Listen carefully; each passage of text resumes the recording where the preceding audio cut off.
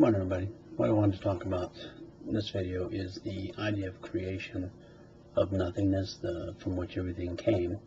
And this is to answer a question someone had sent in reference to a video they had watched where they were talking about the concept of nothingness, the idea of light, energy, vibration, atoms. They're also talking about that system being hijacked and how we are being held captive and prisoners by these entities or beings and slaves and so on. And I kind of wanted to clear up that concept because we're not prisoners, we're not captives, we are not held prisoners by anyone. And so I wanted to kind of go over this idea again about where the creation, how it started, where it came from, and in reference to some of the things that they were talking about. The idea, remember that nothingness is from which everything came. The point of nothingness is the point of being anything and everything without having to have evidence or proof that you are. It's the point of I am without the I, because there's no need for the I to know that you are. It's not the point of any one person. When I went there and experienced it and was given the download, I guess, the information, the remembering of what it was, there was no sense of being Ron. There was simply the sense of being. Like I said, the I am without the I. The point of creation came when that point of nothingness had a thought. The thought, in order to experience that thought, it had to create a way to do so, and at the same time it had the thought, it created what we would call source, which is light, energy, and vibration, from which atoms were created in order to create the illusion of a material physicality, world that we have here. The idea of atoms being created at that point is similar to the concept of Adam in the Bible. Yes, it's related. The Adam in the Bible was not a physical being per se. It was the point of creation, the point of which source was created in order for nothing to experience the thought that it had. The point of nothingness is what I was told is the unconscious mind, hence the point of being without being aware, having to be aware of being. At the source would be considered the subconscious mind. That is the point of all knowledge, all information. It is the point at which the universe was created from that single thought. And within this universe, what we call the Milky, well, not the galaxy, but what we call our universe, of which the Milky Way and the planet, the solar systems and such are all a part of it, it is one thought. And within this universe, that thought is being played out on all timelines, all realities, all possibilities and probabilities. But remember, they're all being done simultaneously and within the same point. There is no time per se. Time was created at that point in order to have an experience, but the time itself didn't exist because that thought was all instantaneous, and so were all the possibilities. Source is essentially created the universe at that point, as when it created light, energy, and vibrations, hence atoms, to create a physical reality. It created this universe. At that point, all aspects, entities, and beings and roles within that universe, in order to experience it to its fullest, were created. And that was the point when they say, well, we set up the lives and the things that we're going to do when we come here. Yes, it was all done at that point. At that point in time, all the roles that we were going to be playing, all the aspects of our awareness was going to be, were created in that instance. It wasn't as though we had an in-between life where we went and set these things up and hang around singing Kumbaya and all that kind of stuff. It was simply done in that same instant at the same time. The subconscious divided itself into aspects. Those aspects became what we refer to as galaxies, planets, solar systems, suns, and all the other things that we're told that exist. And they do exist, but they don't exist simply because they're a creation. And a creation is not real, because in order to be real, something would have to be forever and always has been, always will be. If you create something, it has a beginning. Anything that has a beginning has an end, no matter what the time frame may be on that. One of the ideas that was brought up in that is that The light was the creation of the lie. The thought was a creation of the lie as well, and that's true. Because at that moment of thought, when physicality was created, that thought became what we call physical, but it was a creation. Therefore, it is not real, it is an illusion. The light was created in order to give us what we see around us, the projection of that thought, and we experience it as being real, but in reality it's not real. It's simply, it's an illusion. So the light and the lie, yes, they're essentially the same thing, and the lie is the illusion that we're being subject to.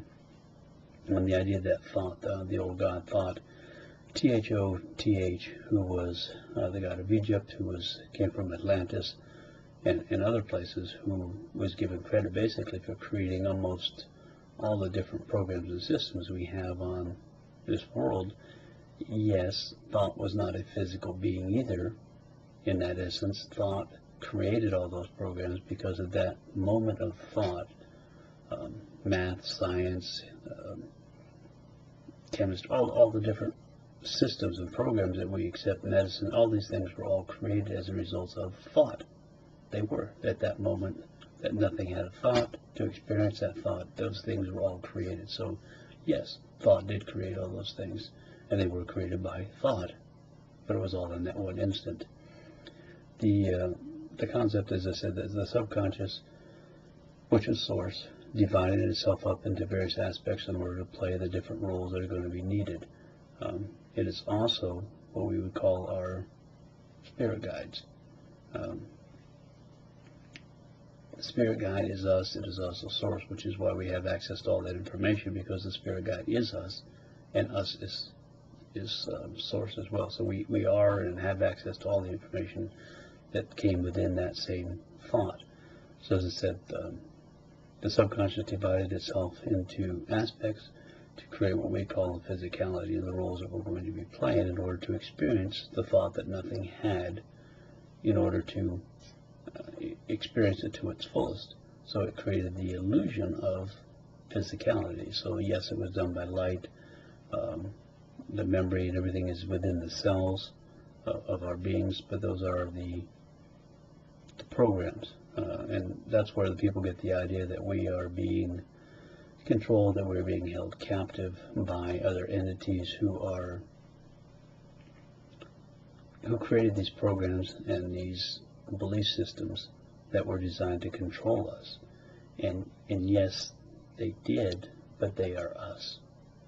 So they're not an outside entity that is different from us. They are aspects of source, as are the roles that we are playing here.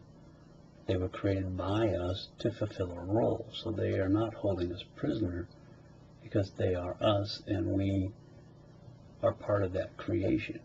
In order to have that experience, you had to create the concept of duality, the good and bad, the evil, and the two different deities, and all the stuff that goes along with the concept of duality. So yes, they were created, but do they actually exist? No more than we actually exist.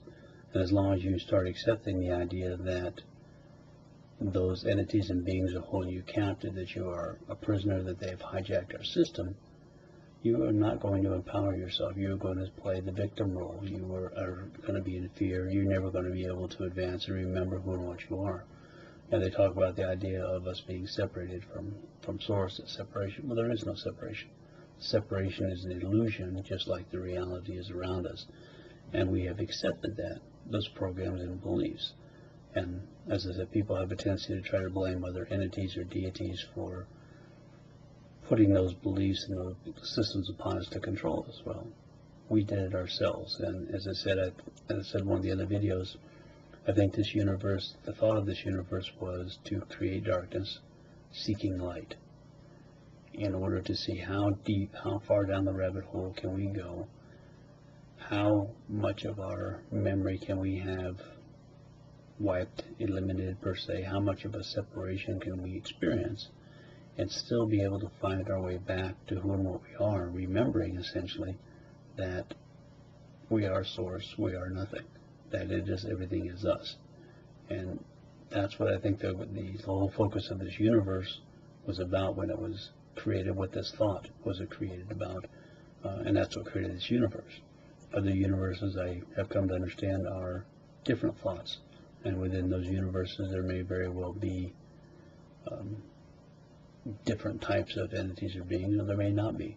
You know, we look at things from our point and we think that everything has to be physical, everything has to be related to what we see around us and what we accept as being real, and we base everything that science bases everything that they're looked for based on what they think they come to know here, when that in fact is being egotistical to think that everything else in the universe and all the universes are related to, or us. In essence, it's the same as our concept, and the physicality that we have here may simply be for this universe and this universe alone. There may not exist in other universes. It may be a completely different concept, a completely different type of life, and it may even be something that isn't life, and what we'd consider not life.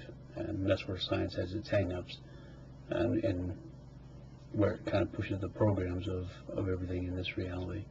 So they talk about the idea of the different programs and the controls that are here, and yes, they are to control us, but remember, that's part of our default programming. When you look at some of my videos on Are We Creators, I kind of talk about the default programming that we have, how it relates to our DNA, which is basically memory, and these programs that we are taught from the time we are born as to how we're supposed to see this reality, and creating a duality, and allows us to interpret the vibrations around us in a certain way based upon what we're being told. And that's where they get the idea that we're being trapped, we're being controlled, and we're not. It's what we've accepted, it's what the role we're playing, it's what we are working our way through to remember. So is the light, getting back to some of the original ideas, is the light the source of the lie? Yes, it is, because light is the creation from which this reality came. So yes, it's a lie because it's an illusion. And the idea was that the lie created through thought. Yes, it was the thought of nothingness, which created source, and so on down the line, in order for us to have this illusionary experience of a physical reality. And we may consider it being real because to us it is physical. When you have pain every day, or you have the things that you have to deal with, it seems to be real. So it becomes a paradox in that, yes, it's real, but at the same time, no, it's not. It's not who and what we are. We are not being controlled by outside entities or beings, because those outside entities or beings are us. They're playing a role the same as we are, and we can move past that, empower yourself, free yourself. So move beyond the illusion of being trapped, move beyond the illusion of someone else controlling your reality. Accept who and what you are. You are it. There is nothing outside of, nothing beyond you. You are it. So, thank you.